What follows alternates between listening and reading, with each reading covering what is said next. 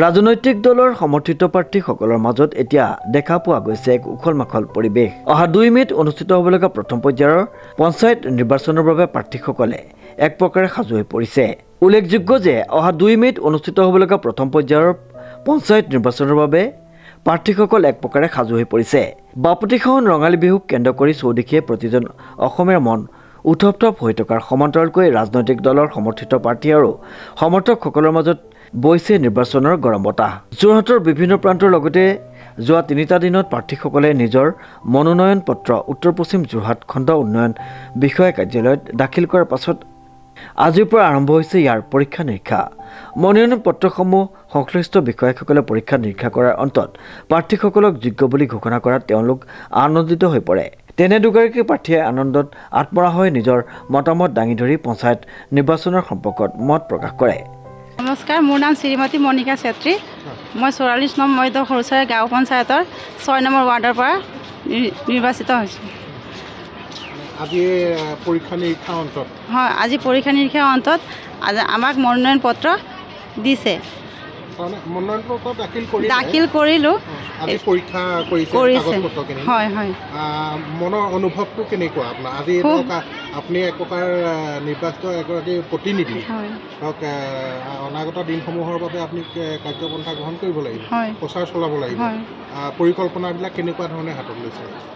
পৰিকল্পনাখিনি ভালকৈ লৈছোঁ আৰু ৰাইজৰ হকে কেনেকৈ কাম কৰিব লাগে, ৰাইজে যেনেকুৱা বিচাৰে তেনেকৈ আমি কাম কৰি যাম, আগবাঢ়ি যাম, সেইটো বুলি আমি আগবাঢ়ি আহিছোঁ। এইবাৰ প্ৰথম আপুনি? হয়, এইবাৰ প্ৰথম। আগতেতো খেলা নাই নাই নাই নাই ৰাজনীতি পথাৰখনত আমি এইবাৰ প্ৰথম। হয় হয়। শুভেচ্ছা জনালোঁ আমাৰ ফালৰ পৰা। ধন্যবাদ। কাৰণ এটা কাৰণে মোৰ মনটো ভাল লাগিছে, আগৰ যিজন অগপ দলৰ সভাপতি আছিলে তেখেতে বহুত দুখীয়া মানুহক ঘৰ আদি কৰি ৰাস্তা পদূলি বহুত কাম থাকিলে। 15 বছৰ দিন অকল দখলহে কৰিলে, কিন্তু তেওঁ জনসাধাৰণক কোনো উপকাৰ নকৰিলে। আৰু মই উঠিছোঁ এতিয়া, মই এটা কথাই ভাবিছোঁ, দুখীয়া জনসাধাৰণ মোৰ লগত সদায় থাকিব আৰু দুখীয়া জনসাধাৰণৰে মই একদম নিস্বাৰ্থভাৱে কাম কৰিম, একদম নিস্বাৰ্থভাৱে কৰিম। আৰু মই তেওঁ গোটেই কৃপণালী নকৰোঁ। কোনখন পঞ্চায়ত পৰে আপোনালোকৰ? আমাৰ 44 নং, মোৰ 3 নং ৱাৰ্ড। 44 নং মধ্য সৰুচাই।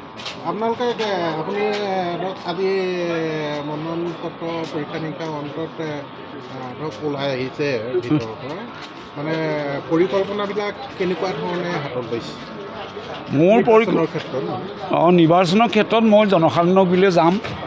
জনসাধাৰণেতো সকলো বুজি পাইছেই আৰু জনসাধাৰণৰ মই অতি প্ৰিয়, কাৰণ জনসাধাৰণে মোক ভালদৰে বুজি পায় মই এজন যে নিষ্ঠাৱান কৰ্মী।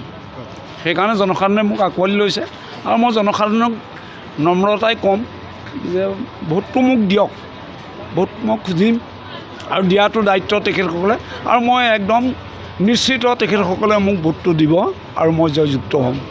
প্ৰশান্ত গায়নৰ ৰিপৰ্ট, নিউজ নাও।